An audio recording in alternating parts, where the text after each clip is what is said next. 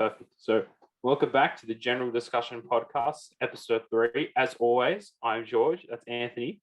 Anthony, Episode 2 went out our technically first episode, yet our second episode. 2 + 2 = 5 in this sense. Yeah, it does. Wait, I'm sorry. Was that meant to be a joke? Oh, it's not really. It's just sort of saying, how our channel's going, 5 subs. No, 2 + 2 does equal 5. Okay. All right. Sorry about that. Oh my God. Anyway, so we got 5 subs. Amazing. Yeah. 25 views. Which is great. Jesus, bro, we're going off. Going off Literally indeed. going up. We're going for Joe Rogan's head. We'll be getting that $10 million Spotify deal. Bro, Joe Rogan left YouTube to make space for us. That's how big we're gonna get. Yeah. Mate, Spotify will be begging. For us to come on their podcast until they do some digging, and then we'll see how that one ends up. We'll see how that ends up. Watch this space in 10 years. No. Well, all right, let's get into it. Let's get into it. Alrighty. So we've got a few cooked news stories, as always. I say cooked, but I thought it'd be a slow week, so I collected quite a few. Slow 2 weeks. So I thought I collected a few of them, and then stuff happened in New South Wales, which is surprising. But anyway, the Mirror, yeah, the news site. It's a UK publication, yeah. So they're a bit of a tabloid, whatever, yeah. Yeah, for sure. Yeah, so they published this story. Mm-hmm. It's very important. This story is very important, yeah. Fully decorated Christmas tree spotted in home 3 months before Santa visits. With a full 90 days to go until Santa comes down the chimney, it turns out some people up in Glasgow are already getting to the full festive season, and they've got for the photo someone with their phone on a walk. Looks like they've sniped the Christmas tree in someone's window, without their permission. So clearly important news here. Christmas full 90 days as of the 26th of September. This is breaking news. It's highly relevant today, as Mum may say. What do you think the implications are for the Christmas season? I mean, it's just the corporatization of Christmas, isn't it? It's lost Should its we soul. even be calling it Christmas? Is that excluding people of the Jewish and Islamic faith? This is really calling into question. I mean, it's hard to argue the religious aspect of Christmas at this point. Did you know that only 14% of the Australian population went to church on Christmas Day? That's higher than I thought it was. So it's higher than you thought it was.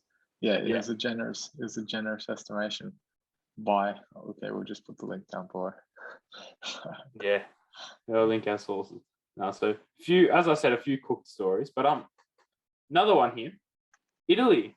Who do you think is the most famous modern Italian person? I don't know. For me, it would be Andrea Bocelli.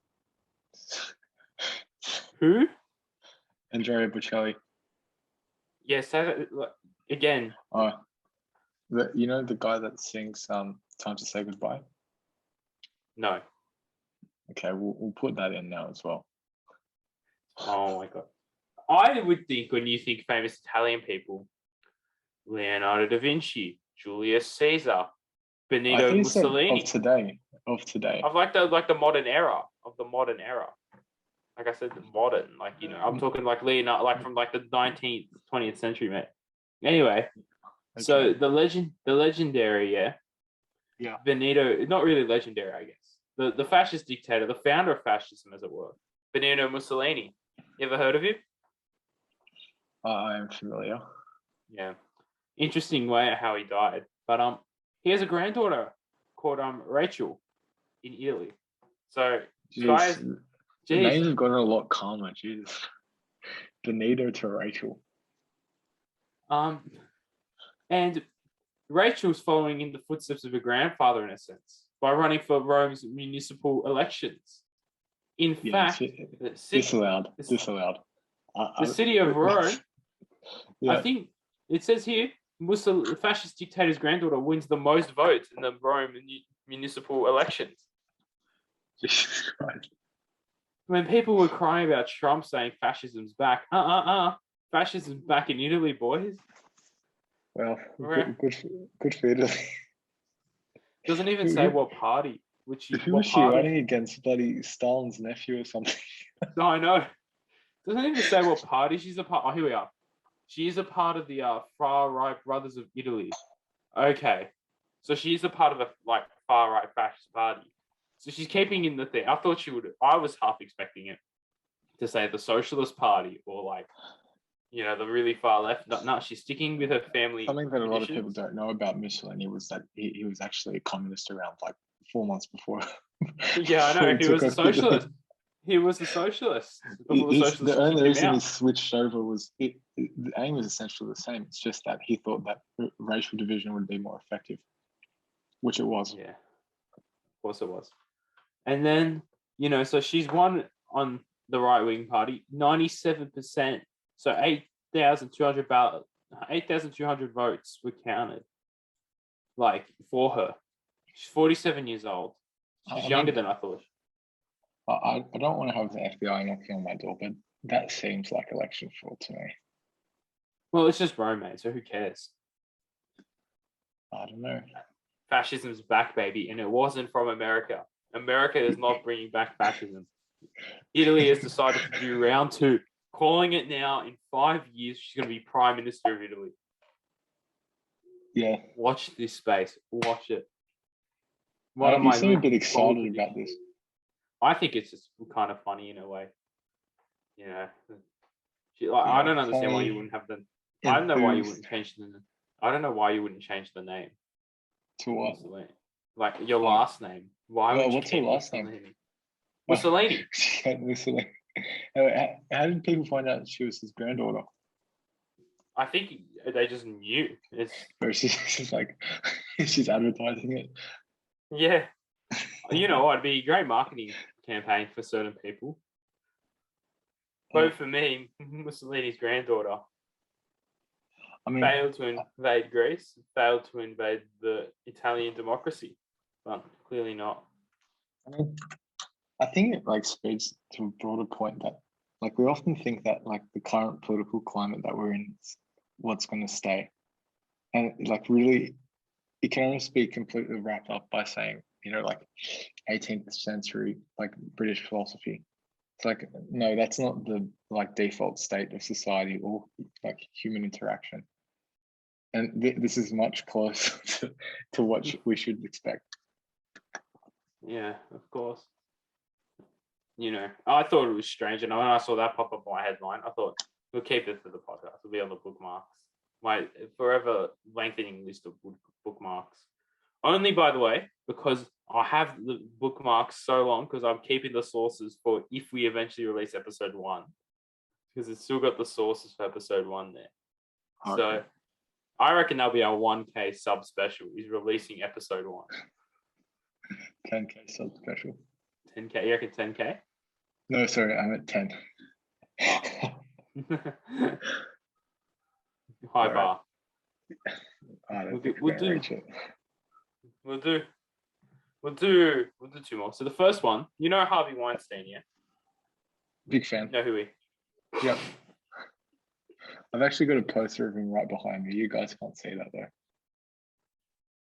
And you think I'm the one that's going to get the show cancelled? Obviously not. Clearly not, mate. Anyway, so Elijah Wood, I cannot confirm whether he's a hobbit or not, but he played Frodo Baggins in the Lord of the Rings trilogy. He, from the photo they've put on The Guardian, he looks like a very short person. Might even be shorter than you, which I didn't think was possible. Yeah, it doesn't take too much. So basically what Elijah Wood was saying on some guy's podcast, unfortunately not ours. I don't understand why not. Got a great platform, wide-reaching audience. He's missing out on some reach there for sure. Yeah. Some would say it's an interesting decision. Maybe one day, mate. But Weinstein, right, was apparently a big pain in the ass for Peter Jackson during the production of The Lord of the Rings. Oh, why? he wanted to make all 3 of the books into a movie, apparently. He threatened to fire him as well. Mm-hmm. So they wanted to get a different producer, X, Y, and Z. So Peter Jackson, shaped one of the orcs to look like Weinstein. Now, if you just look up Oh on my Google, God, you're right, actually. I mean, Weinstein sort of looked like an orc to begin with, though. So wasn't that if you look up orc Weinstein on Google, Weinstein it will orc. come up. If whoever's editing it's bothered, we might put a picture up. No guarantees, no promises. Yeah, I got it. So not the most flattering image. Yeah. To say the least. And it was pretty good.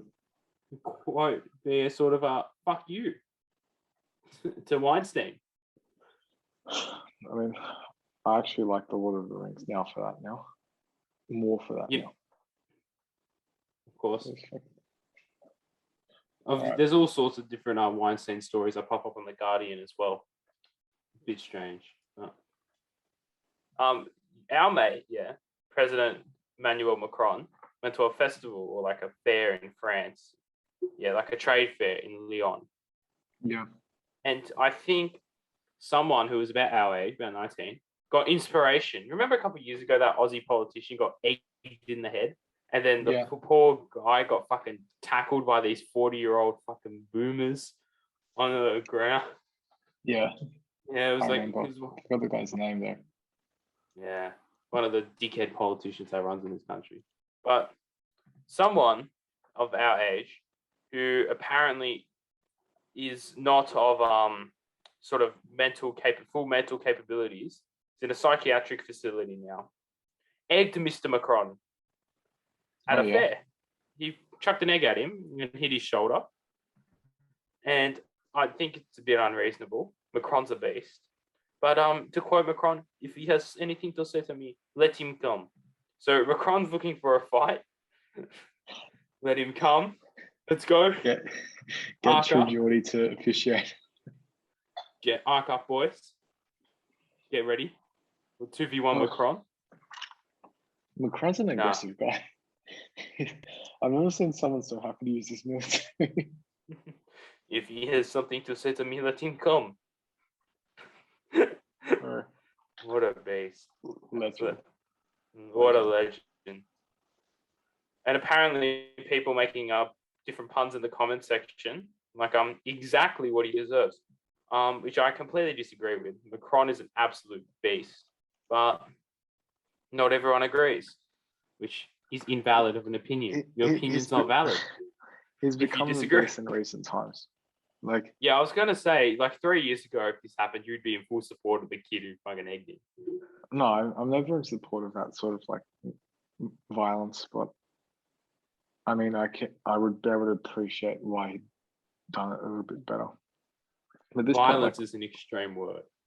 It's a fucking egg. He could have gotten salmonella, George. If it went in his mouth, maybe. All right. Okay, now. Anyway, we got big news stories now to cover. Yeah. So I guess we'll just start off with the one that affects us the most. So New South Wales has been a shit show lately. If you ask friendly Geordies, it's always been a shit show. But of recent times, more people have caught on to the fact that it is a shit show. So for the one non-Australian viewer that's going to end up watching this, New South Wales is a state within Australia. It's the biggest. It's the biggest or second biggest one in terms of population. We've got Victoria. Biggest in terms of population. And it's probably the most powerful state. Well, at least it's ScoMo's favourite, our Prime Minister. It's definitely his favourite state. No, New South Wales is the best state. You know what? Tasmania grows on me every time. I think about wide open spaces. What? No dramas. Just sit there, shooting the shit, quite literally. Big property. Decent weather. I think that's enough of that. Enough praising Tasmania. Yeah, especially because all of those things are counterfactual. Tasmania is shit weather. It's the smallest state. And what was but you can get nice big property for cheap. yeah, if you drive like 2 hours out of Sydney, you can get nice big properties for cheap as well. I think you'd be surprised. I'm talking like 200, 300 acre properties, man. I'm not talking single digits here. I'm talking hundreds of acres. That's my definition of big property. But the Liberal Party in New South Wales has followed in the footsteps of their federal counterparts and just sort of shat itself, obviously creating the Internal Commission Against Corruption, or ICAC, who previously did an investigation into some Wagga Wagga MP. It's the first time Wagga Wagga has been mentioned on any sort of news ever. Yeah. Everyone just says whoop whoop, but no, it's Wagga Wagga. So good on them for corruption. And obviously he was tied to our former lovely Premier, Gladys Berejiklian. So that's unfair. I don't condone that sort of harassment right there, George. Just Google it. Just Google it. We'll post an image, but anyway. We're not saying anything. We'll let you come to your own conclusion. Come to your own conclusions based off your own research. But she was like in an undisclosed love affair with this MP who was doing dodgy deals with China. Overselling government land, which always happens. It's just a matter of whether you get caught or not. And this guy got caught. And Gladys has been implicated in it somehow or another. So she's resigned. She resigned as Premier after ICAC announced their investigation. Then we'll get to that in a second, but the next day, it was the next day, I think, or the 2 days after, the acting Premier, the former Deputy Premier, John Barilaro, as many people call him Brazzolini, also resigned for no reason. I mean, he did cite like just bad mental health and stress. But he's a politician. Anyway, he's a state politician for the Nationals. How hard can it be? And then, so he's gone out and resigned. ScoMo has said ICAC holds too much power and needs to be reformed. In my opinion, ICAC should be an authoritarian shadow government. What? Striking the hands of any politician who dare do anything corrupt. The Australian FBI. Any whiff of corruption, proven or unproven, bam, gone, cut them down. But honestly, I think the approach that they've taken is correct. I mean, they could have begun this investigation last November, I think. Yeah. But they've waited until now. Gladys is pretending that this is like the worst time to do it. Like the worst time to do it was probably around 7 months ago. A lot of opinion pieces come out saying they should have waited even longer. Like what? Like what? You're gonna keep waiting? There shouldn't be any leniency when it comes to corruption, especially when it for what they're being indicted by. We won't go into it that much. In the rising geopolitical climate, I don't think it's acceptable, not one bit. Of course not. And I think they went down. They didn't even say anything. They just said they're launching an investigation. I think she did the right thing by resigning as well. Yeah, it's hard to tell though, because like my immediate sense was that it was an admission of guilt. Then again, it could have been a selfless act, but I don't know. Yeah, but if it was to be fair, the media went all out in the Gladys camp. People putting flowers out for her. Thank you, our Premier. I was of the camp. I don't know if you saw the tweet. I was loving it. I haven't seen the tweet, but that makes me feel like it was like actually just helping to keep the state focused on the problems at hand. I honestly believe for every corrupt politician, there has to be another, that gets caught. There has to be another fight that just slither away. For sure. I don't think ICAC has enough resources within New South Wales, at least. We don't even have a federal ICAC. So the federal government has pretty much, if you've kept up with the Christian Porter defamation case, where he got $1 million for his legal fees against the ABC from a blind trust. Yeah, Doesn't that's even know. You know, yeah. they get away with shit like that. I hope a federal ICAC comes. It definitely won't under the Morrison government. But ICAC, you know, they put their limits. I don't really. I think it's good for it to be state by state. There has to be some sort of federal Because oversight. you don't wait for the federal government for like because for the federal there's government. No anti-corruption. There's no anti-corruption watchdog for the federal government. Is that what you're saying? Yeah, as far as I'm aware, there's no anti-corruption for the federal government, or if there is, clearly not that good. You're right, there isn't. Which is a disgrace. I mean, I'd feel a lot happier with one. Yeah. But then again, the people that need to vote it in are also the people that are being investigated. So that's that's a problem. Well, only if there's a majority of corrupt politicians. Which there most certainly is. I don't know. I feel like that might be true, but like as an Australian, I just don't feel that. I think that's like if you look at just the international media's reaction to the Australian lockdowns, or specifically the New South Wales lockdown, like how we've carried it out, it's like complete outrage, especially from the US and UK. Yeah. And I think that stems the reason why we've like accepted it. I think it stems out of like a really strong institutional trust in Australia. Of course, you know, the government is our daddy. I don't know. I don't feel like it's not like this. Like Australians are dependent on the government. But I feel like when push comes to shove, we look to the government more so than we realise. Perhaps. But, you know, back on topic with the ICAC, obviously she's resigned. Everyone's putting flowers. Poor Gladys. It's not her fault. She got mixed up with the wrong person. She's not a bad person, Anthony. She just made one bad mistake. Okay? That's the take I've been told and seen everywhere. This is my opinion. No, I don't say love is blind, Pachos. I don't give a fuck who you are. You do anything a whiff of corruption. Fucking ICAC should come with the iron fist and fucking get rid of you. Fuck you off. Stamp you out of existence.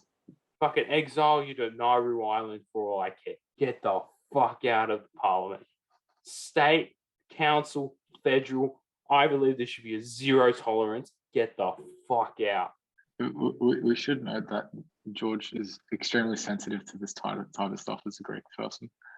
Yes. I hate corruption.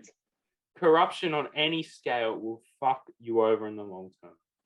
It will. If you allow the small things to happen, as we touched on last episode, it will build.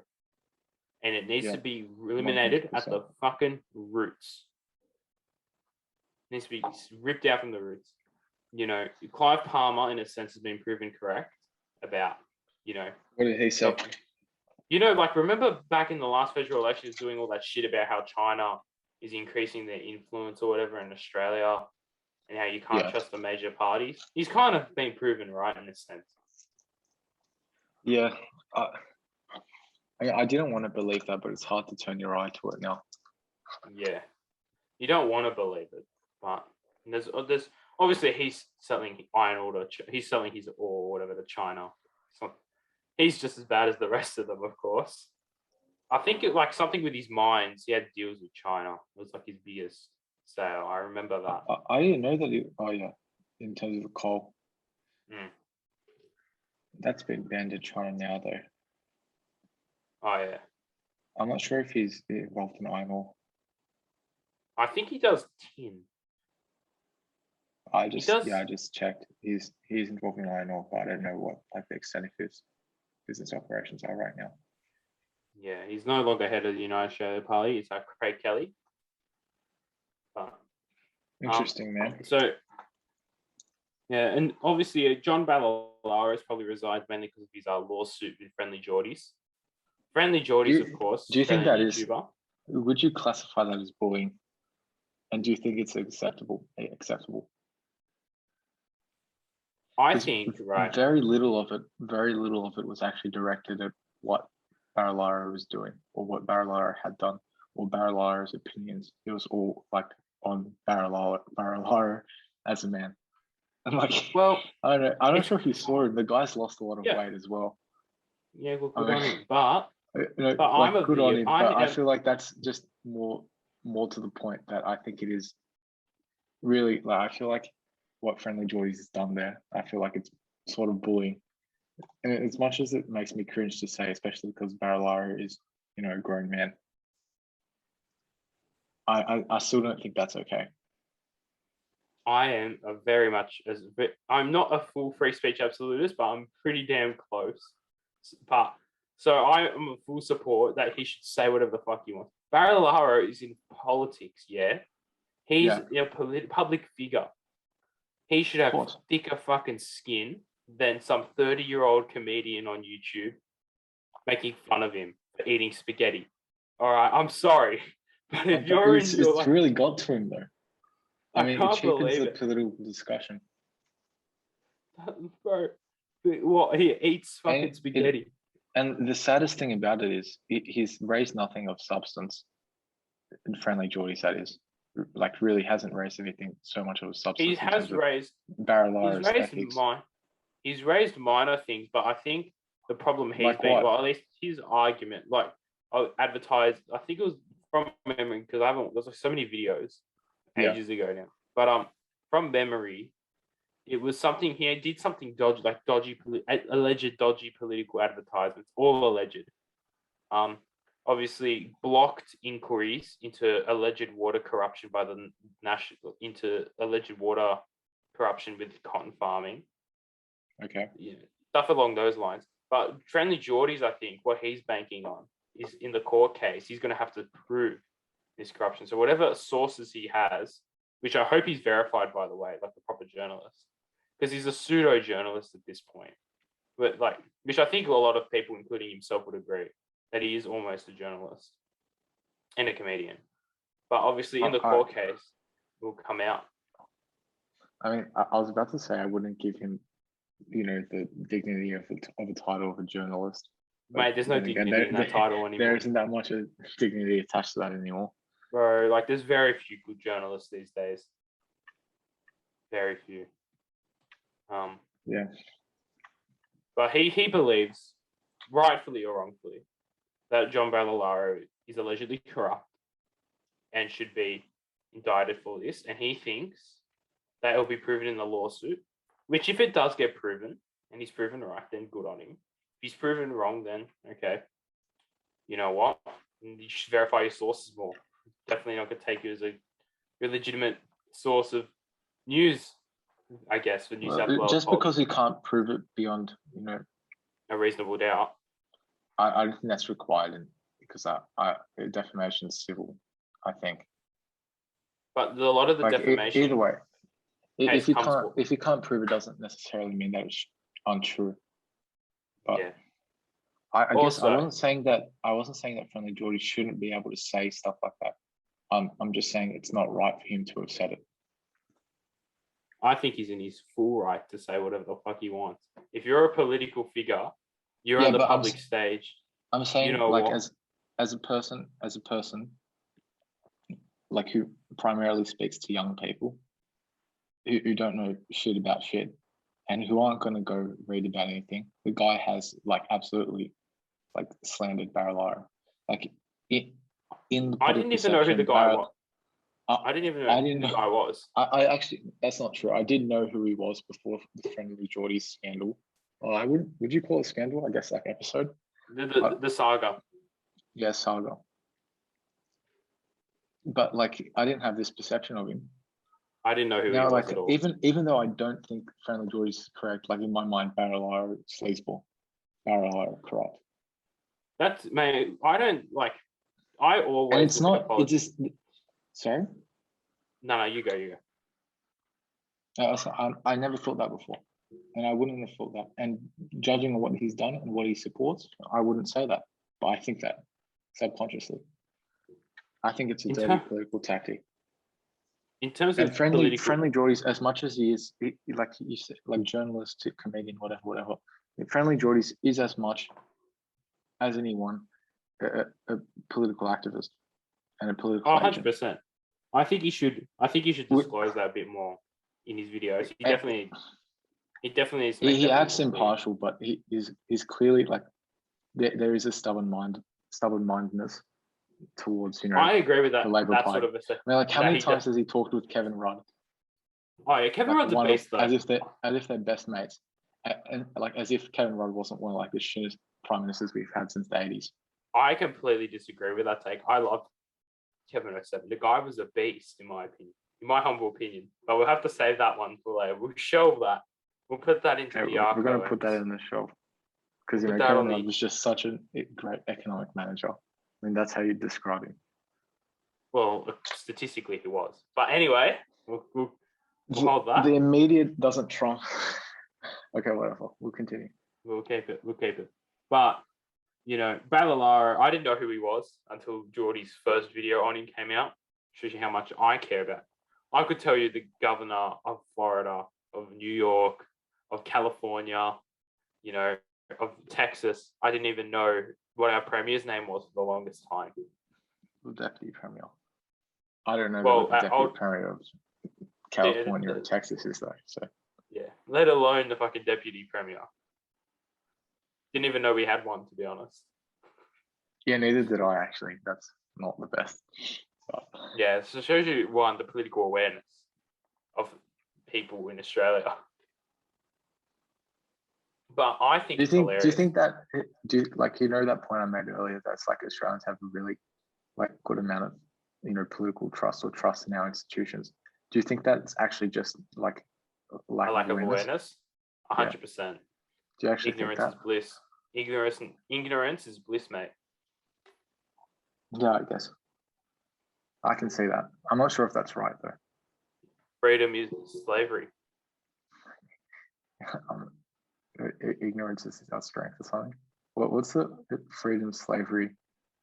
War is peace. Yeah, war is peace. Oh, jeez. Freedom is slavery. Jeez, you don't know your 1984. Ignorance is strength, mate. Yeah, ignorance is strength. I was going to say that, but I was going to say ignorance is intelligence, but that doesn't sound right. No, it doesn't sound right. 1984, by the way, if you haven't read it, you must read it. Bang up. We will do a book review. We will have to do a book review. For all you HSC students. Yeah, we will need to do a book review because it is the best book, in my opinion, ever written. And I know you're going to say it's the Bible, but technically the Bible is a collection of books. So you're wrong. I wasn't going to say that. I was going to say Gulag Archipelago. I haven't read that. That's on the to-read list. On my very long to-read list, which I think should be a segment, is me going through my Amazon list of books I want to purchase and read. Do you have that on hand? I do, actually. So we'll keep that one. Skip to the end if you want to listen to that. Yeah, skip to the end if you want me to go through every fucking book I've got on my Amazon list, plus what I'm currently reading as well. By the way, because just a little sneak peek, I'm reading one book at the moment. There's another 3 in queue, plus the Amazon list. So eventually book reviews when I do get time to read. I've decided now at 12 o'clock when I go to bed, instead of spending half an hour watching YouTube, I'll read a chapter of my book. It's better use of my half hour. I'm going to commit to that. Do you think listening to a podcast or something is actually obviously not this, but our podcast is the best podcast ever existing, man. I know what you're talking about. Something more educational or something more focused. Do you think that's actually not as good as reading a book? I don't know, because if I want to learn something, I'll watch a YouTube video first off. Generally speaking, my first protocol is to watch a YouTube video on it. Yeah. Because it's summarized. Obviously, as you're going to see my book list, there's clearly a lot of YouTube videos I want to watch that aren't out yet. All right, stop it. Let's go through the book list now.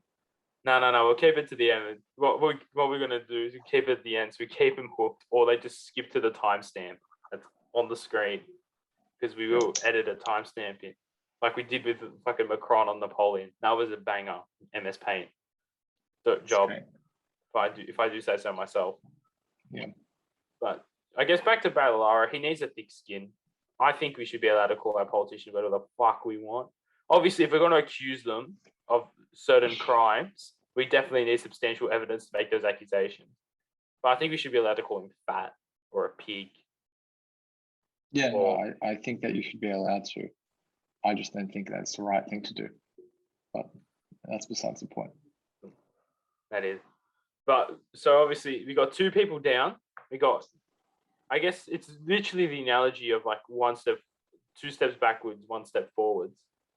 So we got two people gone, boom, boom, and we got one back, the new premier, Dominic. Legendary. Dominic. I don't know much about Dominic. I don't know his last name, for example. So I call him Dominic. Perrottet. Yeah, clearly we're on the ball. Clearly we're on the pulse with this one. On the pulse of New South Wales state politics. I'm just not a big fan of watching the ABC, so that's what I'm going with for that. But Perrottet's in. Conservative Catholic, which I knew you very big fan of that. Personally, I'm not going to lie, I'm a massive fan.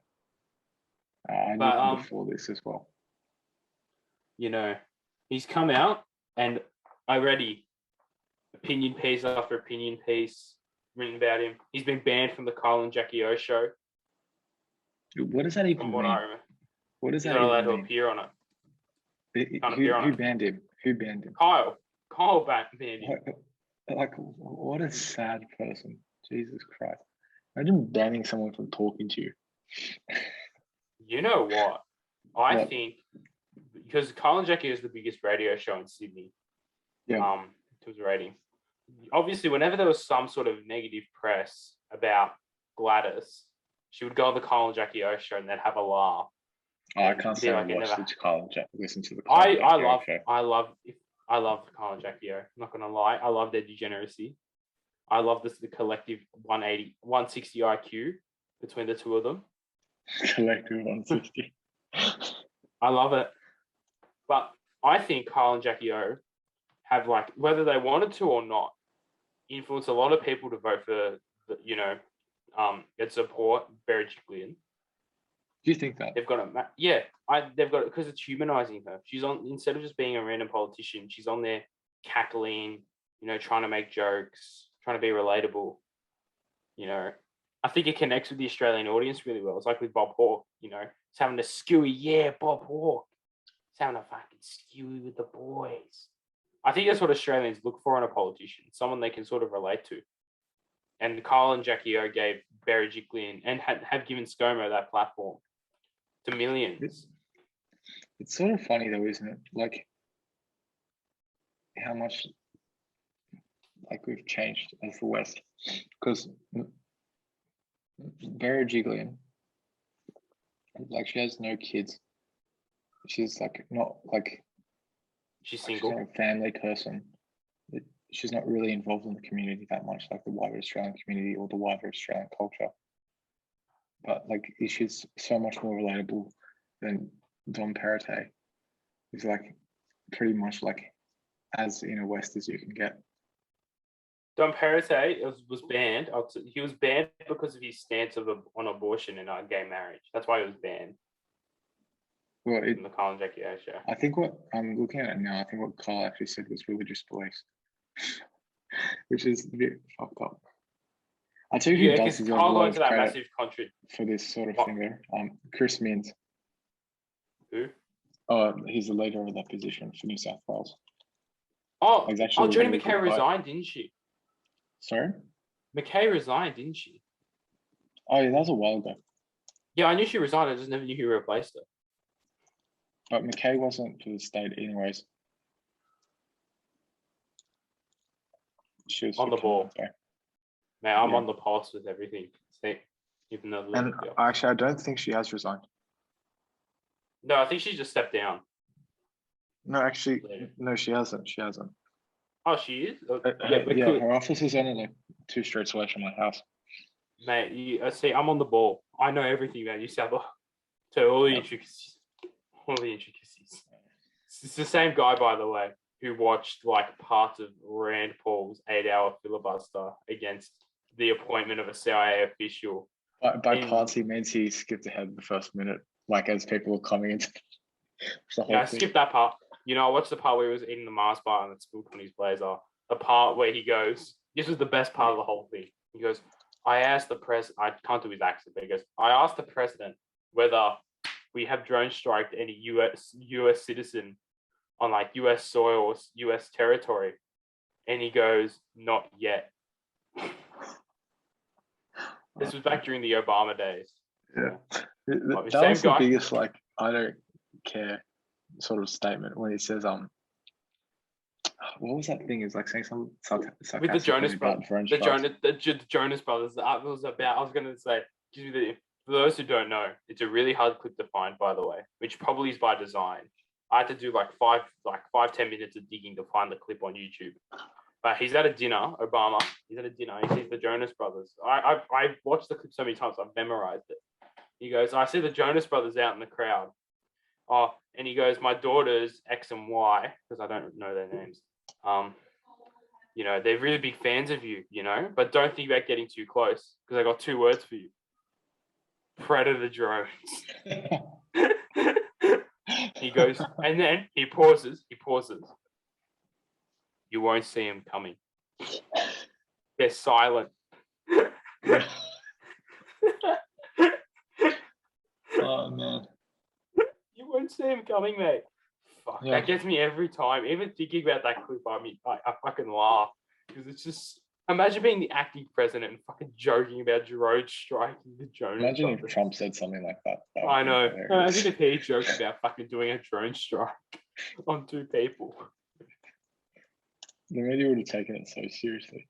It's like when Babylon Bay. Do you remember that when the New York Times, they did like a fact check out on the Babylon Bay, yeah.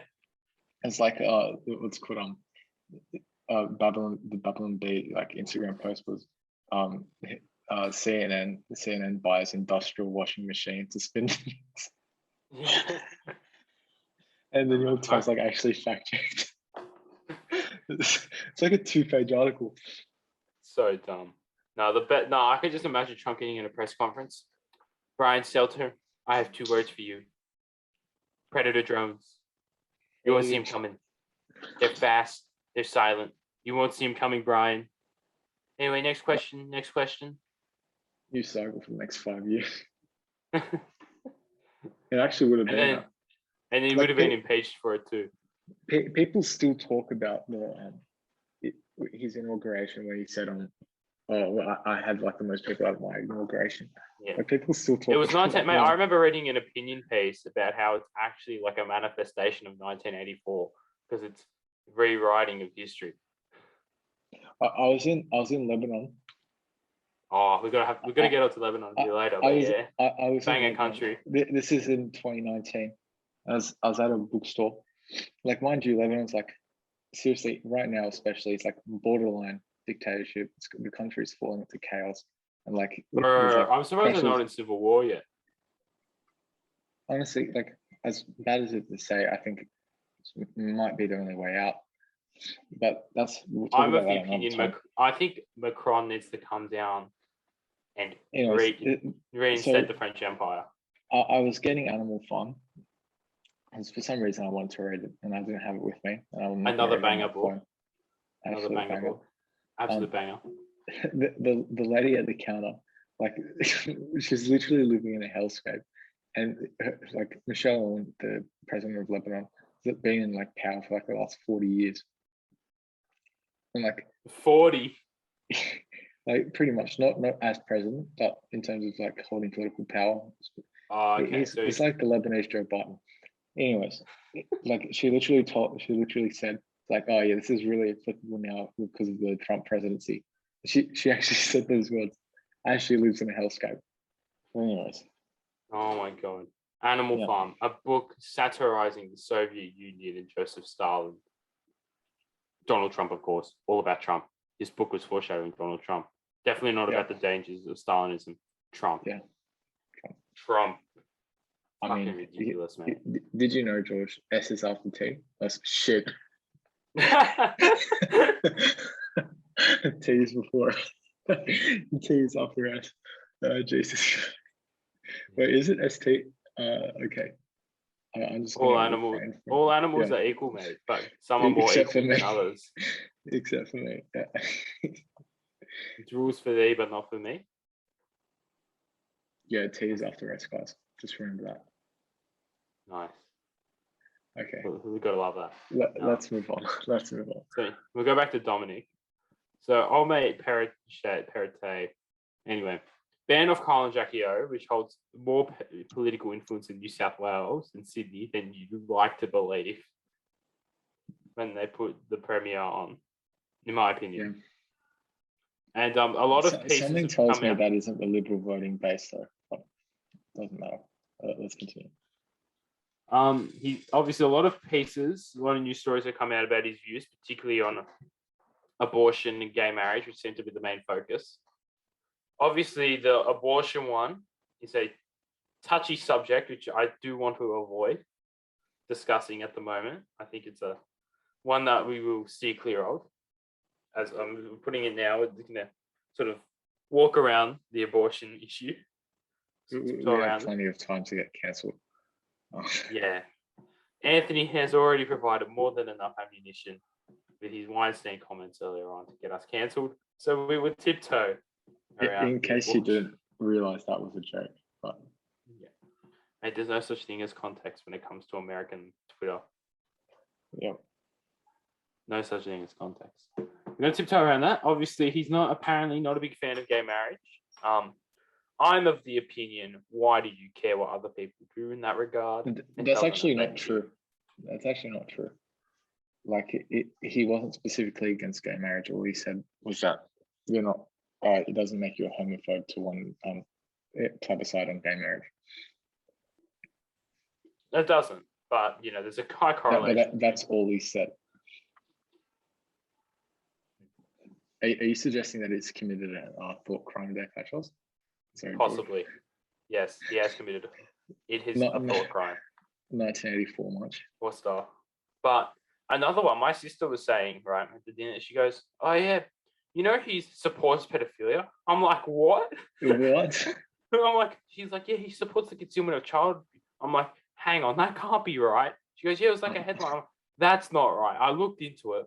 It's because he doesn't support the idea of priests, mainly Catholic priests, reporting child abuse when other priests because what has been exposed is basically the priest pedophiles is like they'll go to each other for confession, so they all sort of like know about it. So it wasn't that like they shouldn't report it if they say it's if that they get told in confession. If they get told in confession, but it's a hard topic. It is a hard topic. Like another very difficult one. What do you think about that? If it's another priest coming to you for confession, and you're sort of doing the weird, like sort of, for lack of a better word in this sort of context, circle jerk of Lord praise, Lord forgive you, Lord forgive you, Lord we're sweeping under the rug. Like, surely you have a moral or like ethical duty. But clearly they don't have any morals or ethics if they're doing it to begin with. So obviously the arguing of the moral point is null because these people clearly don't have a moral standing. I believe the New York Times did say that pedophilia was just a sexual orientation. So it did. That is an opinion piece. The New York Times, I'm telling you now, that $2 a month subscription or whatever it is worth it for the opinion pieces. Just I like how it's just so gross. I can't even talk about it, to be honest with you. I don't want to. What, the New York Times opinion pieces or the church pedophilia? No, I think that's the thing, right? It's religious freedom. I agree. Is this a strong enough case to make an exception? I believe when it comes also on top of that,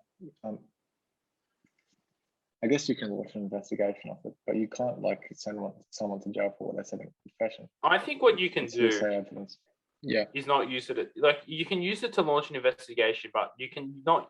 But if you use it to launch an investigation or whatever, you can't use it as evidence in the courtroom, I guess. That would be one way to sort of. Like, actually, I gotta say I disagree with that. I think 100% they should be. No, actually, what did I say? Oh no, that's not right, is it? That's not exactly what Parate was saying, right? It was that they shouldn't be forced because I think they were discussing a law. Yeah, they were discussing a law regarding it. I remember that because I remember talking about it in yeah. But you tell me about it, and then we'll talk about it some more.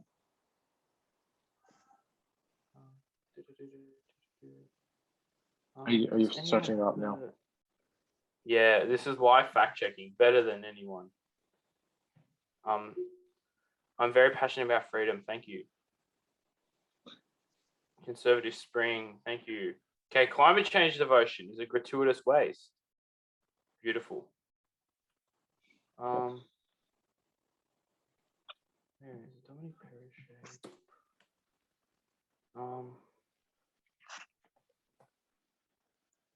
just look up child abuse. Why not? We'll get that in the search history.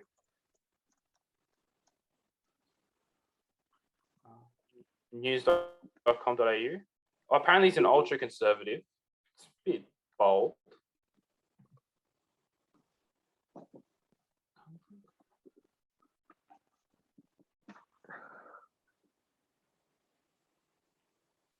He was getting a lot of flack as well for supporting Trump in 2016, which I think is a bit stupid. Here we are.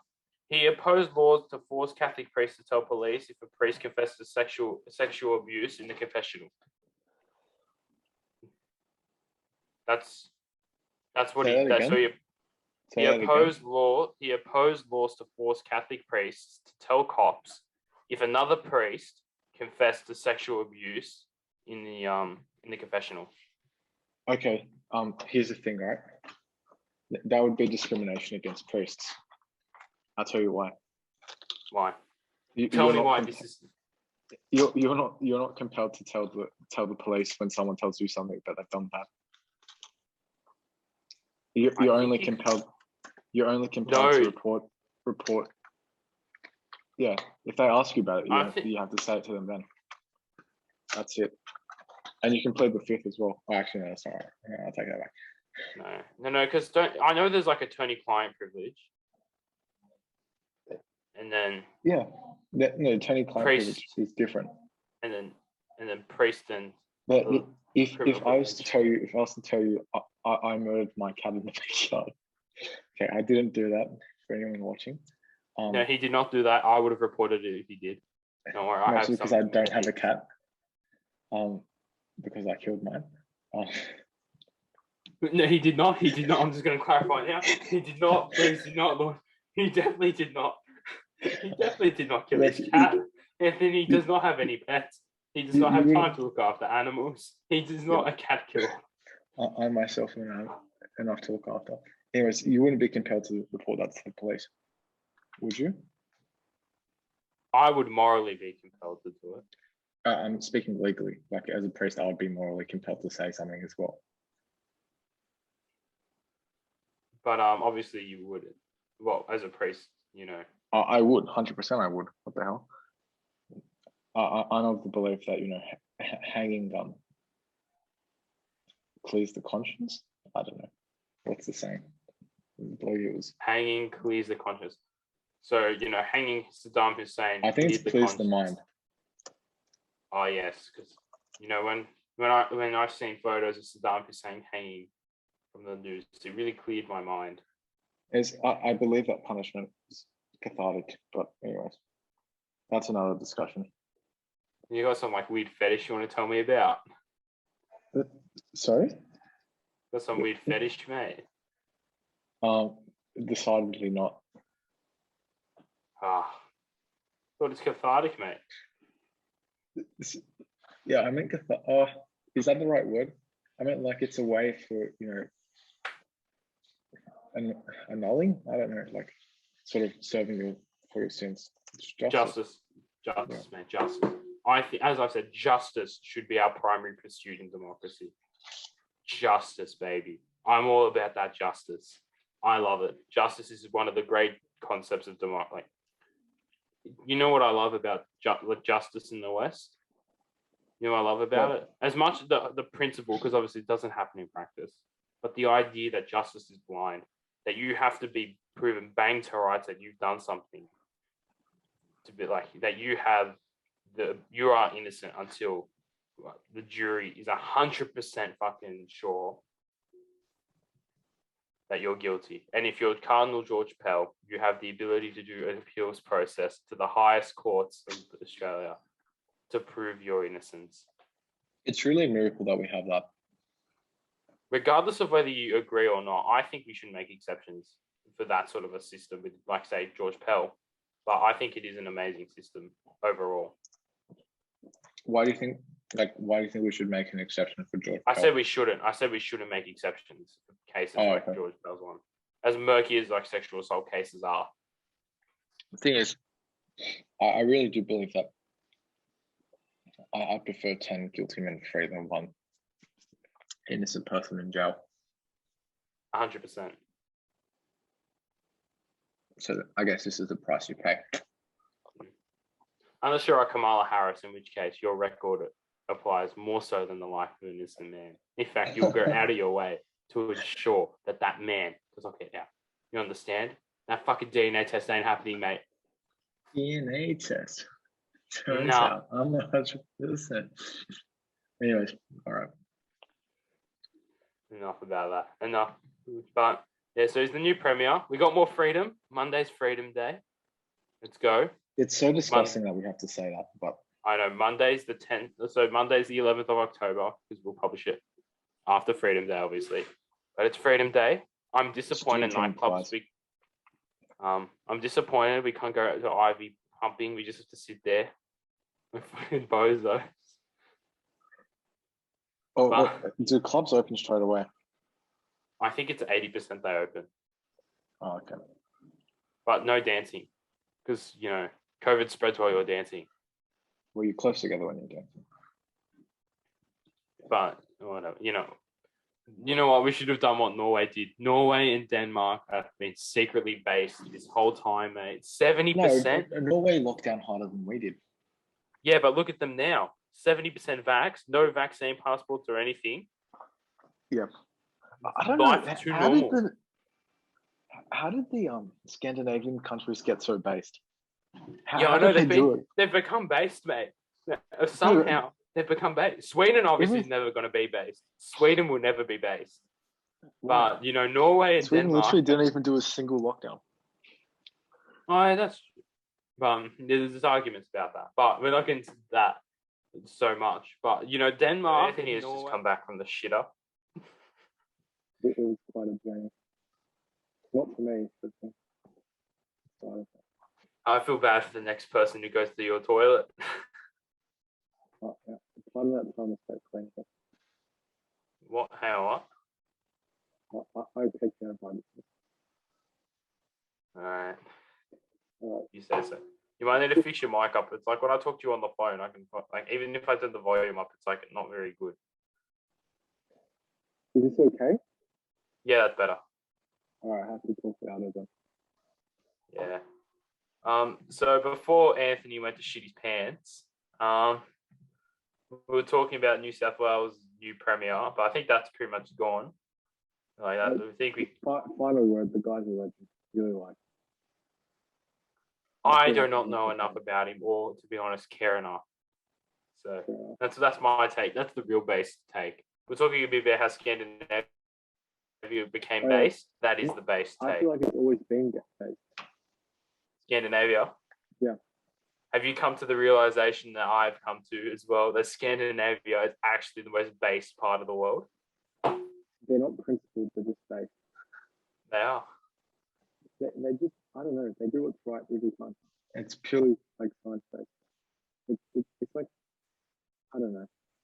Like, for example, did you know in Denmark, hardly any... Pardon? He's doing live fact checking before he even fucking speaks. He's fact checking his thought crimes. It's important that I get it right.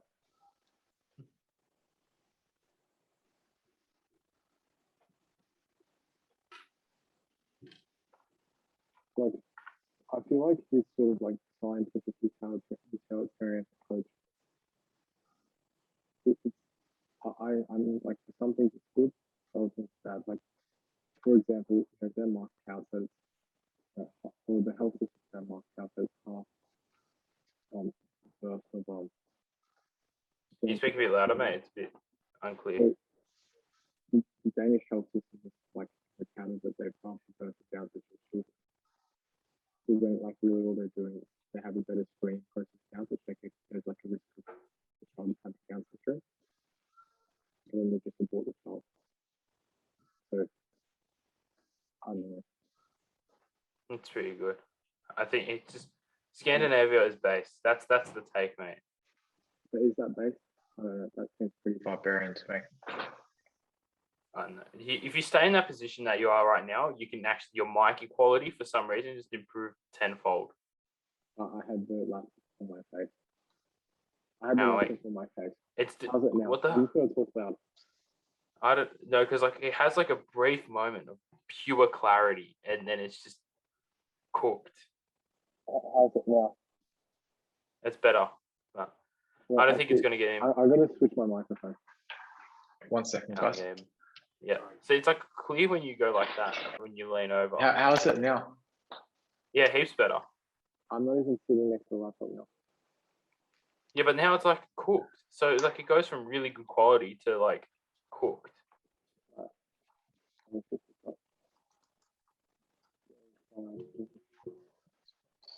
We're keeping this in as well. Who gives a fuck?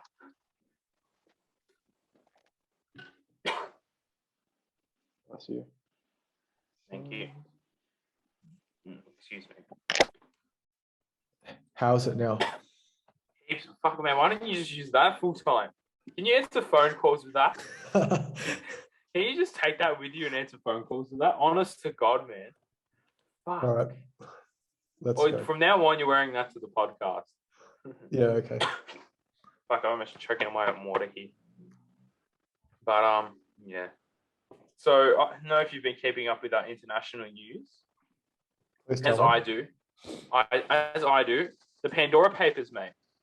I know nothing about this. So the Pandora Papers was a collaboration of, I'll get the exact number of journalists. It was from the International Consortium of Investigative Journalists. So an ensemble of 600 journalists from 150 media outlets from 117 countries, mate. Yeah. So we're talking like a massive fucking collective of actual journalists. Yeah. So we're looking at 14. Yeah, so proper journalists. So this has been a series of leaks. So from 2013 to now, 14 sources, 11 million files. This latest one in 2021 is the biggest leak, with 2.94 terabytes of data and 11.9 million files. With the Panama Papers in 2016, I sort of remember that story coming out. I remember that flying on the radar. Panama Papers, 2.6 terabytes, and then the Paradise Papers in 2017, 1.4 terabytes. So it's a big fucking thing. And thank God for news articles such as the BBC and Al Jazeera have actually just collated all this information. So instead of me, because I would be prepared to go through every fucking document. I'm legit that like insane. I would. But they've done it for me, which I'm always happy about. It means I actually have to do university work. But so we'll go through the key players. Yeah. Okay. First one comes from Jordan. So King Abdullah II has $100 million worth of property in the US and the UK allegedly through secret companies purchased between 2003 and 2007 with firms registered in tax havens, and properties are in Malibu, Southern California, Washington, and London. He told the organization that he had not at any point misused public money or made any use whatsoever of the proceedings or aid or assistance intended for public use. The royal palace said the king's ownership of private properties was not a secret, adding that privacy and secret and security reasons were the reason for not disclosing $100 million worth of offshore property assets. So what's the problem with this? Why is it problematic? Well, he's the king of fucking Jordan. That's the problem. Is he not allowed to own property? He is, but it wasn't disclosed publicly. In offshore, obviously, he should be disclosing. Oh yeah, he doesn't have to say where. Were they investment properties or like were they for like living purposes? They were bought through shell companies registered in what was it? Tax havens. Is this problematic from like a Jordanian legal perspective, or is this problematic based on like him dodging taxes elsewhere? It's just a property empire. That's the thing. It's just like I think it's like they're allowed to like obviously own properties or whatever. It's not a problem to buy property. It's all I'm saying. And I don't think that's the point of the league. I think the point of the league is that it's like undisclosed and there's $100 million. I doubt the Jordanian royal family has just like that guy has $100 million. Well, he's not spending it at the casino. It's an investment. Why would he need an investment? He's a fucking king. Well, that's how. I don't know. I'm not sure what you're asking me. I'm just raising questions of ethics. Like, I feel like you should disclose as a leader of a country where you're buying, like if you're buying property in foreign nations. And I also have a question of why you're using it through secret firms registered in known tax havens. That's where the question is for me. So who else has been caught here? Your country, Lebanon. So we've got quite a few people. Yeah. Al Jazeera's got a great little infographic actually, because there were so many people disclosed from Lebanon. It's like the Senate, you know how they have like the Senate seats in the political parties, except it's like all highlighted and everyone's in on it. No, so they've only got 4 so far, but these are called the major figures. Yeah. So Najib Mikati, appointed prime minister for the 3rd time last July. Yeah. Apparently worth $2.9 billion, according to Forbes. Co-founder of the investment firm M1 Group, owner of Hessville Investment Inc., which the Panama Papers revealed had brought $10 million of property in Monaco in 2008. His son directs 2 British Virgin Islands-based companies that were used to buy an office for the M1 Group, of which he is a board member in central Lebanon. Yeah. He told who is this? Mikati's son told Al Jazeera using offshore entities could be considered as a form of tax evasion for the US and hang on, but not him. Surely, because it's like he told Al Jazeera, because in the previous camera, it's like Mikati's son, Ma, told the group that owning real estate through offshore entities offers more flexibility when it comes to inheritance planning and potential tax advantages. He told Al Jazeera that using offshore entities could be considered as forms of tax evasion for the US and EU nationals, but this is not the case for Lebanese nationals. So what's the problem? So, again, I'm not a fan of this guy, but he's not done anything illegal. Why is he buying all this property, man? What is it with all fucking property? And dodgy. The McCarty family made almost all of their money from property. His brother founded the ACCC, which isn't the ACCC like in Australia. It stands for Arabian Construction something. I'll just search it up. All the ones from the Lebanese ones, by the way, I'll just give you a summary, is that they all own like offshore or have family members tied to offshore investment companies or offshore property companies that are registered in tax havens as official members of government, which I don't understand where you're getting that sort of money from in Lebanon, of all places. I mean, I think like the highest concentration of billionaires anywhere in the world is the Lebanese Senate. Like seriously. Like, it's like Silicon Valley over there. But in general summary of like the areas. Seriously, I'm not even joking. Like, I think there's 80 people in the Lebanese Senate and like 20 billionaires. So Jeez. it's like 1 in 4. Not 20, it's like 4 or 5. You know. There's all sorts of countries here. Pakistan, Ukraine had 38 people. The UK had an interesting one with Tony Blair earning some like massive apartments. Victoria Building, which by buying a Virgin Islands company that held the property. It's worth about $8.8 million US. You gotta love that. Yeah. What is it? People buying fucking property, man. The state of Dakota owns property as well. The state of Dakota, South Dakota, owns some property. I mean, what's her name? Chrissy Nome absolutely hates taxes. It's the only reason she's a Republican. She doesn't agree with them on anything else. The Prime Minister of Czech Republic moved $22 million US through offshore companies to buy an estate in the French Riviera in 2009 while keeping it secret. Mm-hmm. That's fucking dodgy. Pakistan, the whole cabinet of the new Pakistan leader is indicted in it. The whole cabinet. The whole cabinet, not the whole, like pretty much the whole cabinet, mate, and some of the opposition and the military too. Yeah. The Minister of Finance got done in the paper leak. Yeah. Gotta love that. The Minister of Water Resources, the Minister of the State Finance and Revenue. So politicians and like government entities aside, like are other people like involved in this leak, or is it just? Yes, there's private citizens, but obviously the big one. Like, how do you feel about that? Like more than 700 Pakistani citizens. Yeah. Were done like through the papers for moving wealth through offshore accounts. But how do you feel about that being disclosed to the public? Is it in any of our business? I don't think it's any of our business. Individual citizens within reason. Public officials, we should know what they're doing with offshore investment firms. That's what I meant. But like, why did they have to leak the like private citizen information?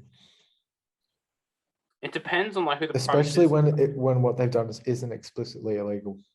Yeah, but I guess when you're like getting all this data, like obviously the news articles, like you have to like when you get the data, you can't just pick and choose. You just get the whole fucking thing, and you just have to go through it.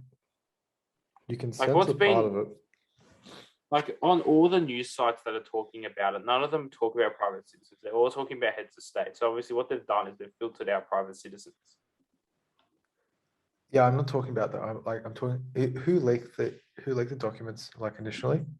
It was a collective of journalists. It's like an international committee of investigative journalists.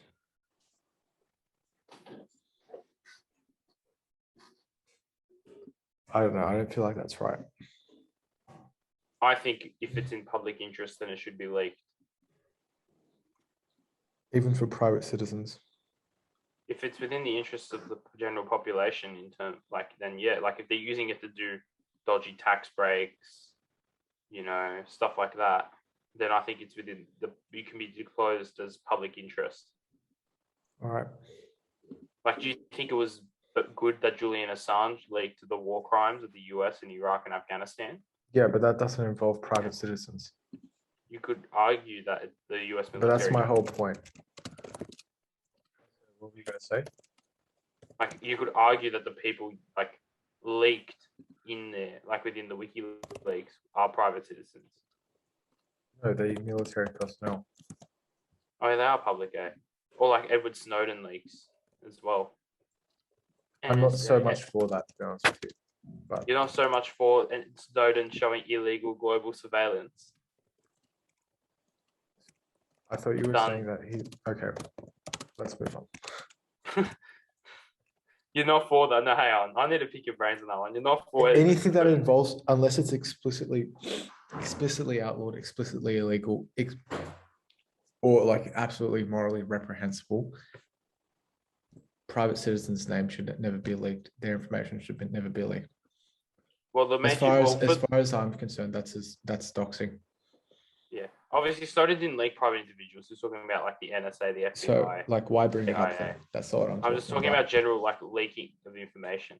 No, like, the news, more information in the public about public officials is always good. The fact that we don't have it in the first place is a problem. Yeah, but like if you look at the Pandora Papers, mate, like everyone, like everything. If you just Google it, like no one's talking about private citizens. They're all talking about the. I know that. Like, I'm not saying that the journalists. I don't even know where to get it, mate. I'm saying the person who. Okay. Oh, here we are. I found it, but I doubt they're going to be showing you the private citizens from the organization's website itself. They're not showing you the names of private citizens.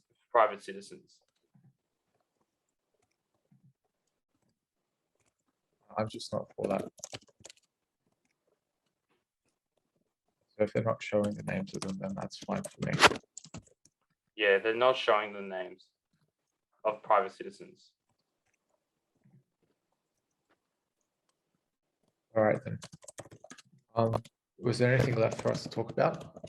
Yes, it is to go through our Are we up to my the Amazon list now? Okay, yes, nice. we'll go through my Amazon. We'll go through the Amazon. Do you know how to share your screen? Yes, I know how Zoom works, man. I'm not a boomer. I know how this works. I know how technology works. Yeah. But before I share my screen, we'll go over. So I'm currently reading Dostoevsky's Crime and Punishment. Yeah. After I finish that, I'll do a book review when I get to finishing it. After I read that, it's Noah Yuval Harari's book called Sapiens is on the read list. Yeah, I haven't read that. My sister has. I've heard it's good. Yeah. After that, there's a book called The Silk Road, and then its sequel, New Silk Roads, which discuss world trade routes and their history and the future of world trade routes. Obviously, a very boring book, but on my cup of tea, I guess. So that's what's up. In terms of what's in my cart, we have 12 Rules for Life by Jordan Peterson. Hang on. We have parts 2 and 3 of a 3-part series on Mao Zedong's China. Yep. So a history. So I've read part 1. It's got parts 2 and 3. So we'll share. You've disabled screen sharing. Okay.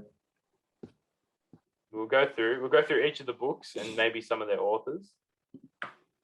You enabled screen sharing? Sorry, 1 second. Okay, now. You're dying of COVID, mate. You all right?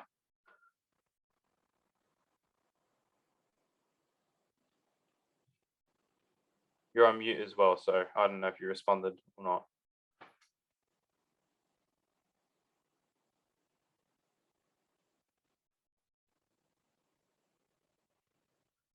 Anthony, You should be able to do screen sharing now. All right. You looked like you were dying, mate. Yeah, there's a bit of dust.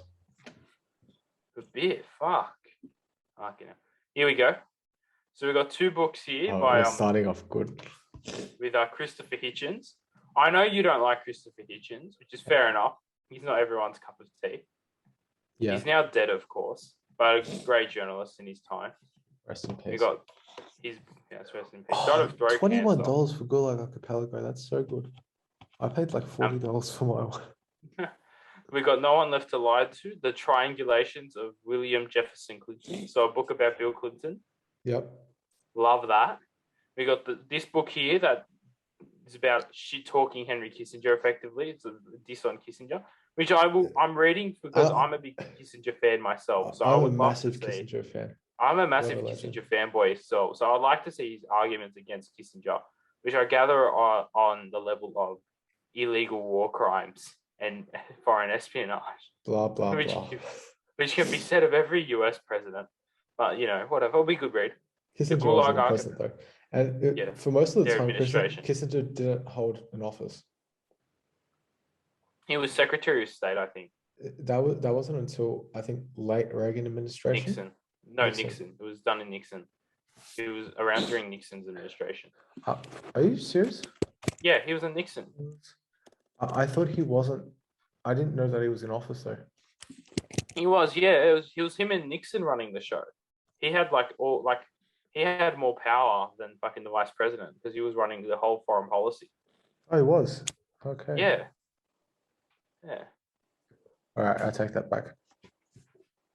We have the Gulag Archipelago. I have approve. this book here, The History of Modern France from the French Revolution to the War on Terror. I haven't heard of Jonathan Tenby. Neither have I, but apparently it's a good book, so I'll give it a read.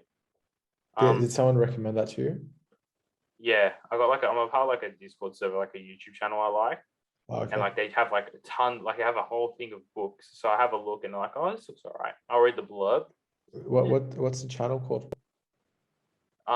It's called Crowd. It's like a history politics channel. Okay. Kraut. I recommend you check it out. Yeah. But yeah, so this one here. We also have this one here, A People Betrayed, a history of corruption, political incompetence, and social division in modern Spain. So from my understanding, it covers like the Spanish Civil War and just like a history of how the Spanish people were being fucked by their government, which is something that I think as a Greek diaspora kid I can attest to. You know, sure you can attest to it too, Anthony, as a Lebanese diaspora. Not really. Oh, you government fucking I'm over joking. here. Yeah, no, they're really good. They're really good. We also have here Afghanistan, a cultural and political history. This book came out obviously before the fall of Afghanistan to the Taliban. So it'll be interesting to read it with the modern knowledge. Yeah. Feel free to like add your own thoughts or whatever on the books as I go through. I don't really have too many thoughts about that one. I haven't heard of it. We also have this one here, America's Religious History, Faith, Politics, and the Shaping of a Nation. That's really good. Yeah, that looks like it would be very good. About like Protestantism shaping America. I think it'll be a great read.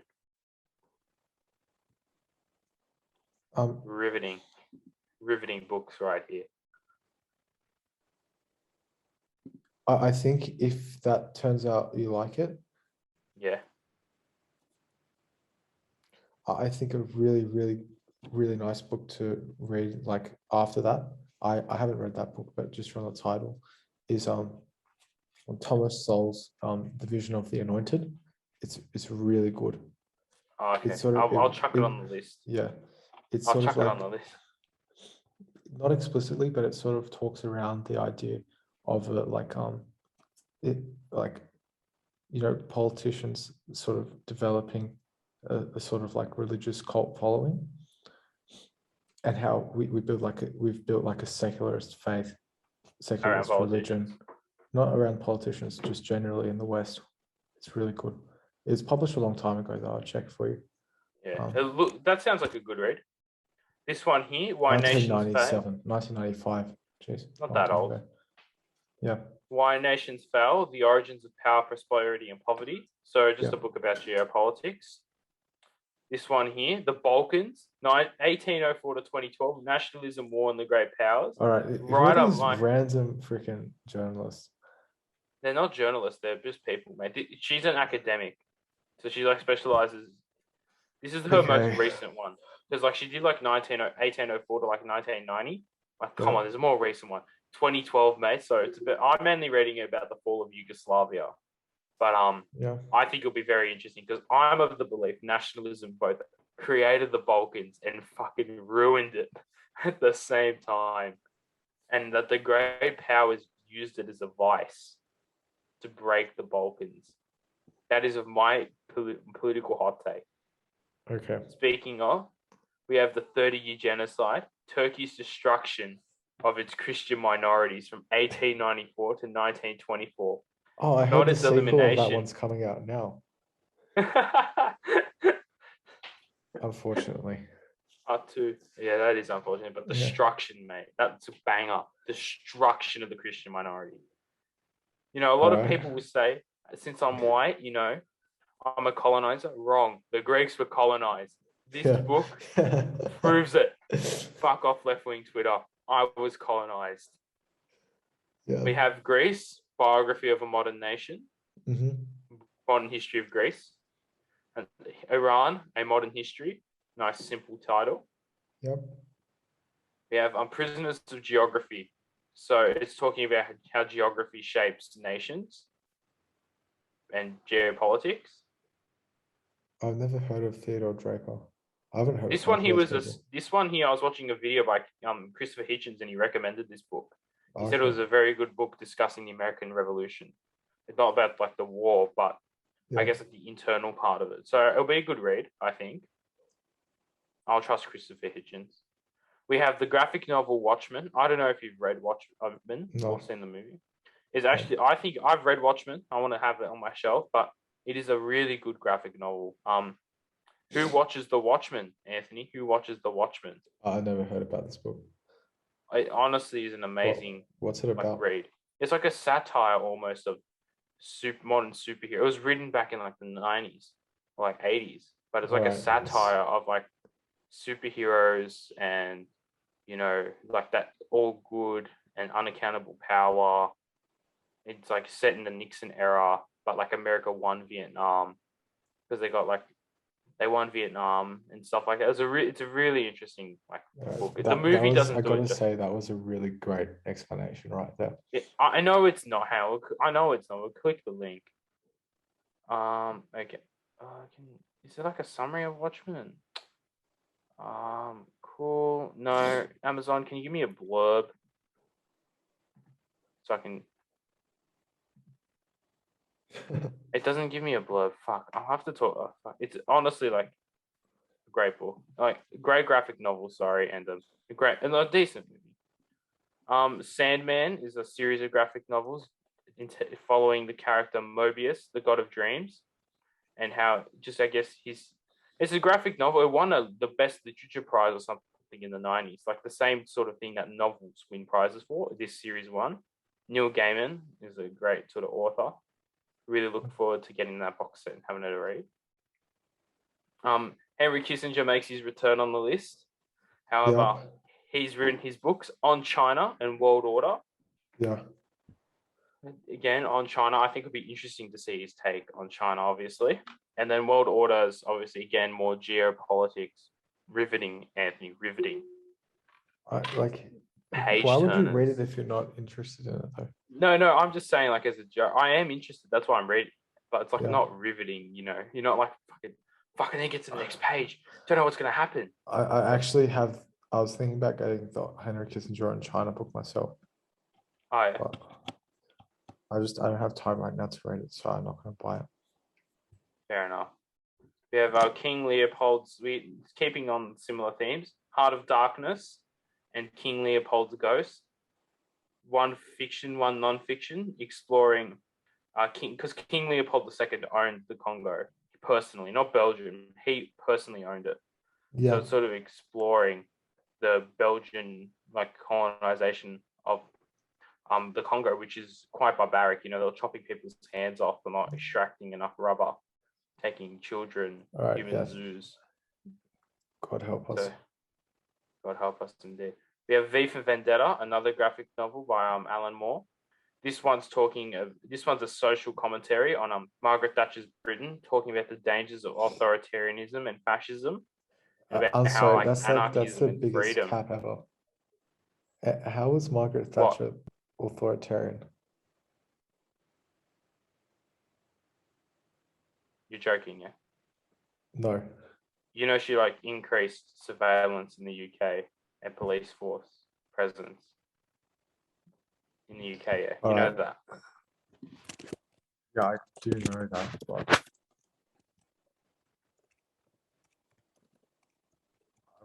Margaret Thatcher was also obviously what she did in, there was sort of a guerrilla war in Northern Ireland, cracking down on the Irish Catholic separatists who wanted the unified Ireland. The shutting down of the coal mines. How is that authoritarian, though? I'm just saying what she did. I'm not saying she's good or bad. I'm just saying this is what she did. So he believes she's authoritarian and neo-fascist. And it's a commentary on that. But overall, it's about how personal freedoms and liberties are more important than a fascist government, which is a message I will agree with regardless of who it's about. 100%. We have Erdogan's empire. It's talking about modern Turkey. Turkey's made their appearance again in this book list. This time, instead of destroying its Christian minorities, it's talking about how Turkey's influenced their geostrategic, alliances in the Middle East, Neo-Ottomanism, as it will be dubbed. The Arab Spring, self-explanatory. It's about the Arab Spring, the fight for fair and free democracy in the Arab world, which will never happen. Yeah. Christopher Hitchens' Mortality. This book he wrote when he was dying of throat cancer, discussing the nature of life and death. So it's like a series of essays, apparently. My religion teacher recommended it. I think it'll be a good read. Of Mice and Men, another fiction book. Apparently it's decent. Africa, A Modern History, from 1945 to 2015. I think that will explore the colonial legacy of Africa.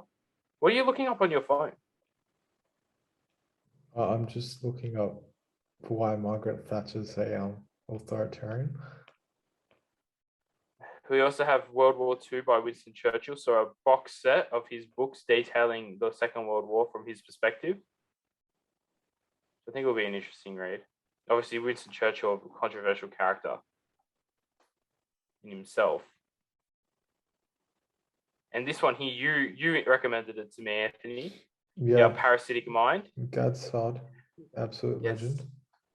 How infectious ideas are killing common sense. Fellow A Lebanese statement person. that I agree. Absolute legend. That's actually a really interesting one, because he is by all means a psychologist, but he's got a mathematics background, and he thinks of stuff in a very methodical way. It's really nice. You've read it? I've read it. Great book. Oh, okay. Great book. Yeah. All right, we got the Anthony Stillug. We have George Orwell's books, Homage to Catalonia, Down and Out in Paris and London, Road to Wigan and Pier.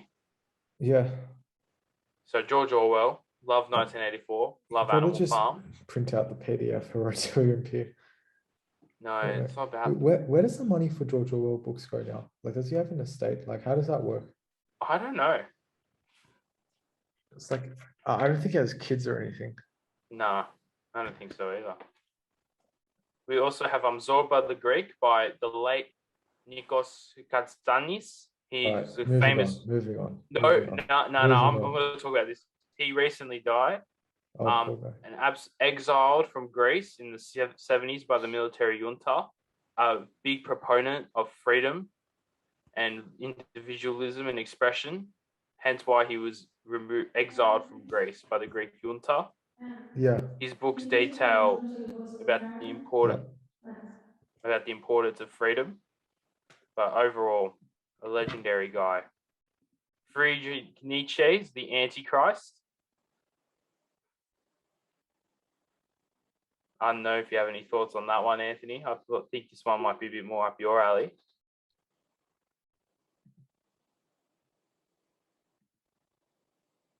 In terms of other books, again, Hitler's Greece, because he owned it, as he did most things. Anthony's immune, which is great. Love talking to myself. I love it. Libya, The Rise and Fall of Gaddafi. The Animated Lolita. Obviously, the origins of the internet term lolly, which has various connotations. Plato, The Complete Works. Reflections of a Non-Political Man by this guy. It was written after World War I from a German, talking about his perspective on it all. Freedom and Death by Nikos again.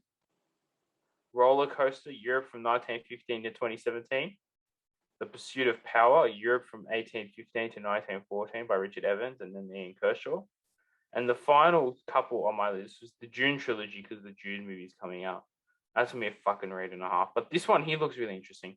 Me Against My Brother. It's written by a foreign correspondent called Scott Peterson. I do not believe he's related to the Jordan Peterson. But it's detailing his experiences of the beginnings of the Somali War and US involvement, the beginnings of Sudan's religious civil war, and the Rwandan genocide, detailing accounts from the ground, as well as how the US could have done more to stop it. But, I wasn't in charge of foreign policy back then, that's all I'm going to say. Unlike our friend William Jefferson Clinton, who was. You want to unmute, Anthony, or are you just going to laugh with no mic on? You can sit there in silence. Oh, he's typing in chat. Fuck. Honest to God. The definition of insanity. Yelling at you for speaking. Fuck. 1984 in Anthony's household. Common theme of tonight's podcast. Committing thought crimes, Anthony, as we speak. Well, since Anthony is being shouted at for speaking, I'm going to have to close the show. Unlike last time, where I recorded the outro post-production, we're doing it live in quotation marks. So that was Anthony, who can't speak at the moment. So pretend he said that's Anthony. Hang on.